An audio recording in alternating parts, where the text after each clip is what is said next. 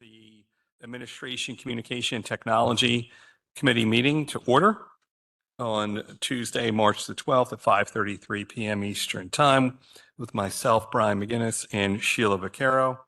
Are there any comments, suggestions, petitions by residents in attendance regarding items not on the agenda? Seeing none, let's move to discussion item number 3. Not seeing any discussion items. Let's move to action items. Action items 4A. Motion to approve extension of second-year lease options with SEPTA and Westchester Railroad. As many of you recall, Westchester Borough and SEPTA signed a long-term lease in 2008 for 15 years with 5 one-year lease option renewals to operate a tourist train on the Westchester branch of the railroad, and then sublease those operations to Westchester, 4 states doing business as Westchester Railroad. What's before the committee tonight is a extension, a 1-year extension of those leases. I would like also to mention that the borough is engaged with SEPTA to negotiate a long-term lease extension with certain changes. We've begun that process. The Railroad Restoration Committee is now involved in that process, and they will be here next Tuesday night to address all of council with their annual report and can add some more information to those long-term lease renewal conversations that are coming. But this is simply to take advantage of the renewal and keep business as usual functioning for another year. Sean, are there any changes from the last time that we renewed the lease on this particular lease? There's no changes proposed in this sublease or lease extension. There are some things in the base lease that are different because since we signed that lease with SEPTA in 2008, SEPTA has extended service to Wawa. So some of the geography is wrong in the existing lease, but we don't use those parts of the rail line, so we didn't think it was important to address that this time. So nothing that pertains to Westchester Borough then? Thank you. Any questions? No question. Okay. Do you have any objections to this? No objections. Is there any public comment? All right. Seeing none, we could call this a 2-0 decision. Item B, motion to approve service agreement for Verizon cable franchise fee negotiations.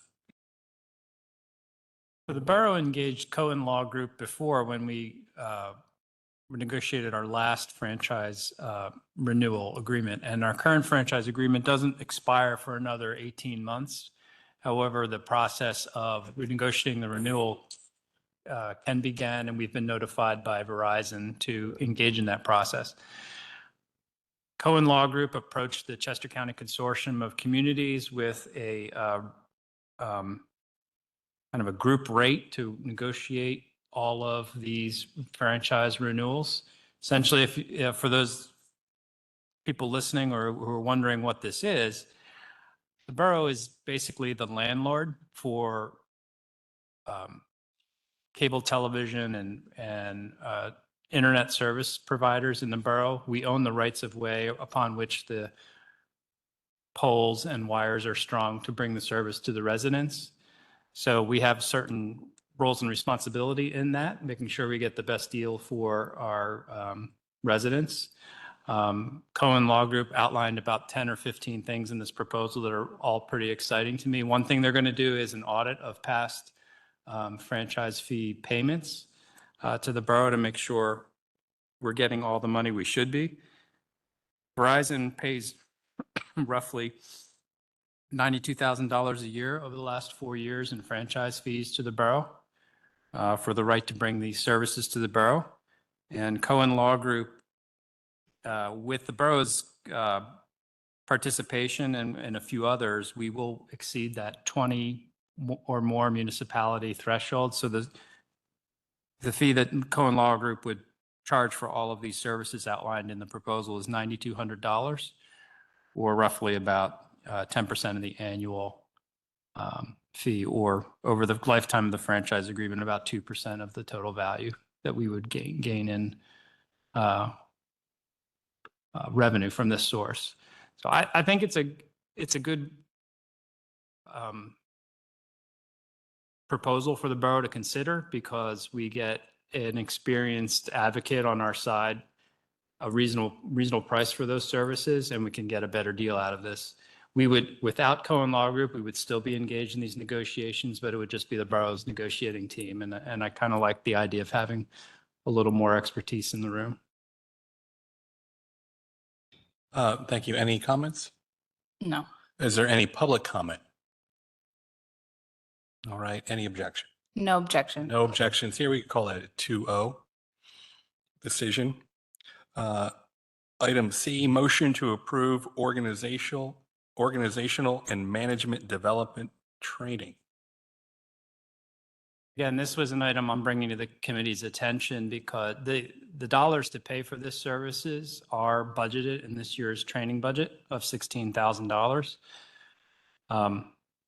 And this is a unique professional service, so we don't have to take this out to bid. It's also a total cost of less than $10,000. So technically speaking, we don't have to be having this conversation, but I wanted to bring it to the committee's attention because I think this fulfills a few things that I want to accomplish this year with my goals with organizational development, bringing a positive workplace culture to light, and also some leadership growth for myself and the management team.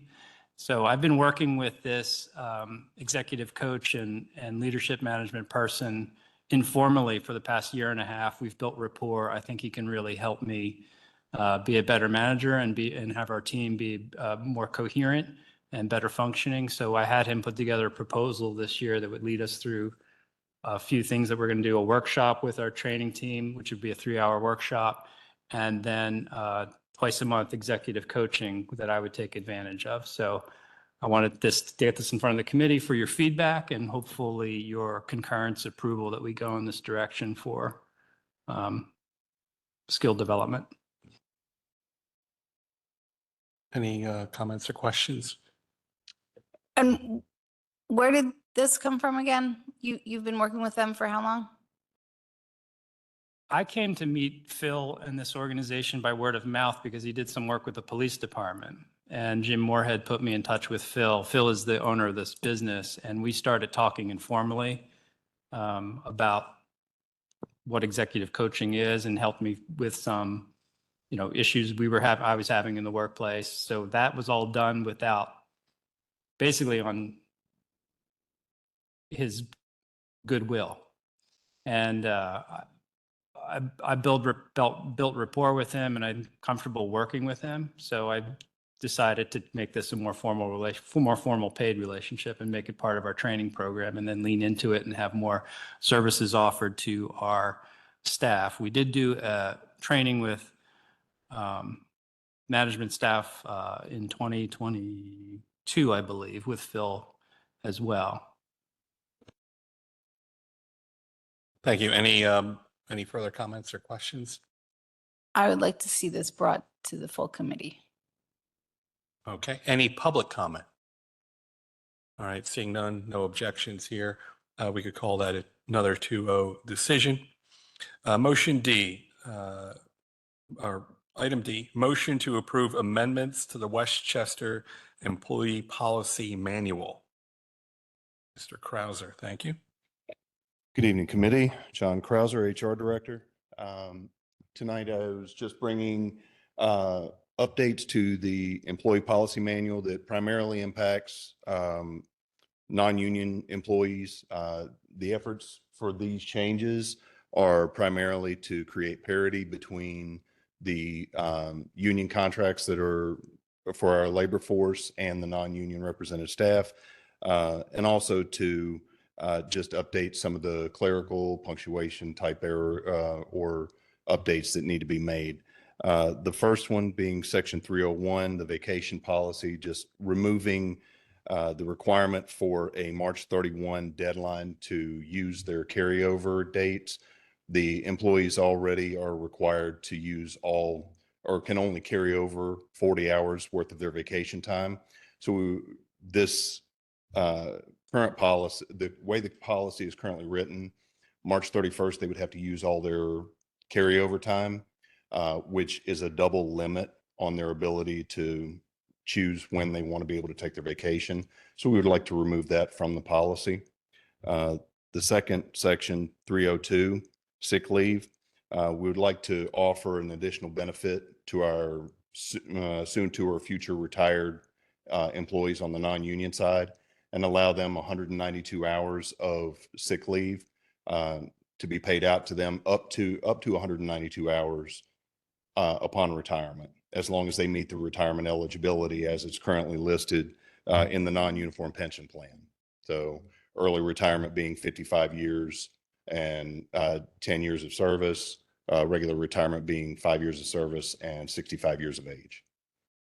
The third section we would like to update is section 306, the holidays. The current policy is different in holiday representation between the non-union and AFSCME union, where they have the Juneteenth or June 19th holiday, and the non-union staff has the general election. We would like to switch that at essentially no cost, but it would provide parity between the two and allow all employees to be off at the same time. Section 506, the overtime policy, a little bit of a rewrite there. So the overtime compensation currently paid out to the non-exempt did not include sick time, and it's essentially rewritten to state overtime compensation is paid to all non-exempt employees in accordance with federal and state wages and hours and hour restrictions. Non-exempt employees who work more than 40 hours per week earn time and 1/2 for all those hours worked. Personal vacation, bereavement, sick leave, holidays are all considered time worked. So it would lead all those to be time and 1/2. Section 708, the vehicle operations policy. We would like to add an amendment to that to simply state that payment of any traffic citations, parking tickets received while operating a borough vehicle will be the responsibility of the employee to pay. And then miscellaneous is just, again, grammatical and punctuation errors. Any questions on the changes that we proposed for? Thank you. I don't have any questions. No, I'm Okay. good. Thank you. Are there any public comment regarding any of these changes? Okay, seeing none, any objection? None. None here. We could call that a 2-0 decision. Item E, approve the February 2024 meeting minutes. I didn't see anything that changed from that.